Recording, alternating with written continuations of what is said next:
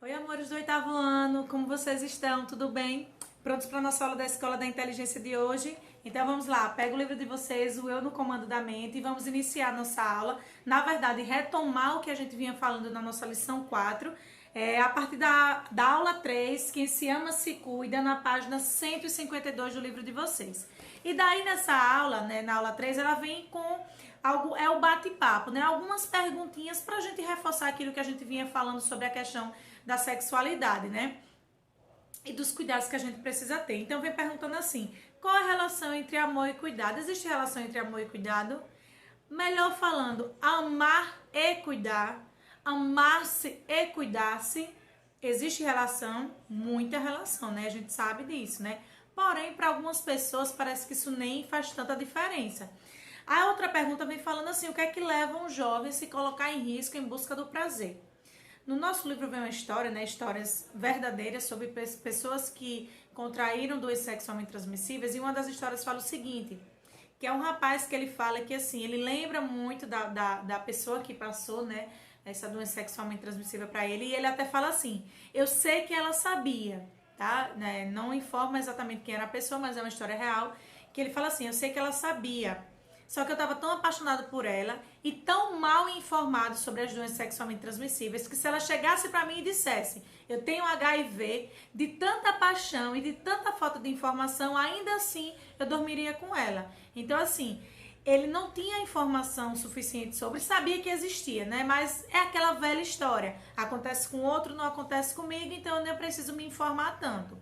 Tá? E acima de tudo, ele amava mais tanto ela, né? Talvez amasse mais ela do que a ele mesmo, que mesmo que ela dissesse que tinha doença sexualmente transmissível, ele disse que ainda assim ele acha que teria dormido com ela da mesma forma. Complicado, né? E aí fala o seguinte: porque as pessoas, apesar de muitas informações disponíveis, ainda contraem essas doenças sexualmente transmissíveis. Eu acredito que é o complemento do que eu acabei de falar, é porque muitas vezes acreditam que acontece com outro, não vai acontecer comigo, que isso passa despercebido, né?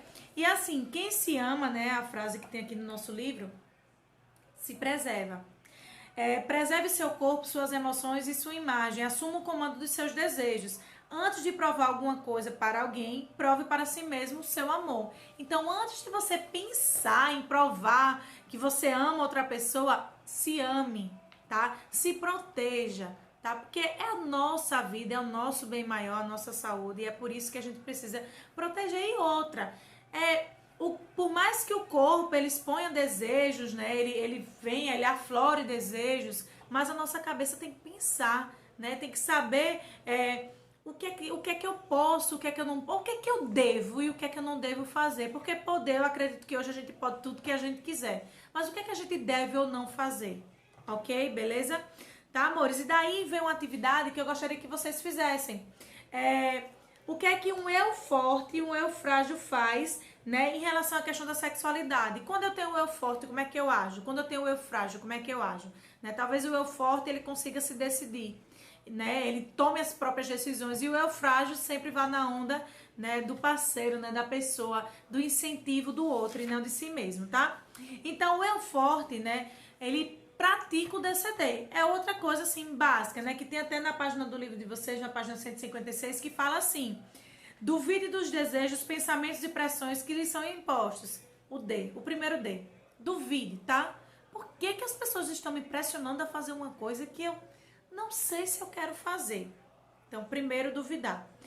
Segundo, critique as ideias, desejos, emoções, atitudes e perceba se estão condizendo com o que você pensa, tá? Por quê? Porque muitas vezes a gente age porque a gente não queria ficar sozinho, mas na verdade não é aquilo que eu gostaria de fazer, mas pra estar naquela turma eu vou ceder essa pressão. Eu vou ficar com quantas pessoas eu quiser, né? Porque a turma diz que quanto mais ficar melhor, né? A pessoa mais de destaque da turma. Então, critica isso. Por que que eu tenho que agir dessa forma? E determine ter atitudes que preservam o seu corpo e as suas emoções. A escolha deve ser sua, tá? Porque as consequências são para você. Eu lhe garanto que quando as consequências vierem, nenhum amigo vai estar para te ajudar, não.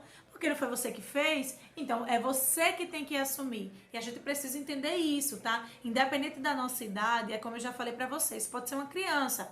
O pai diz, não mexa nisso. A criança vai lá e mexe. Aí o pai bota de castigo. É a consequência da atitude da criança. Só que a criança, ela não pensa muito. Tudo bem, deveria pensar, até porque hoje as crianças são muito inteligentes. Mas os adolescentes, os adultos, eles já devem pensar muito mais, tá? Então a dica pra vocês é essa. A gente não deve ceder à pressão do outro, tá? A gente deve realmente querer fazer, porque e ter a certeza, eu vou fazer, mas a consequência vai vir.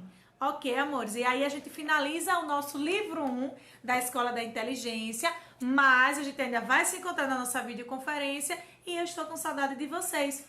Beijo, meus amores, até lá, tchau, tchau!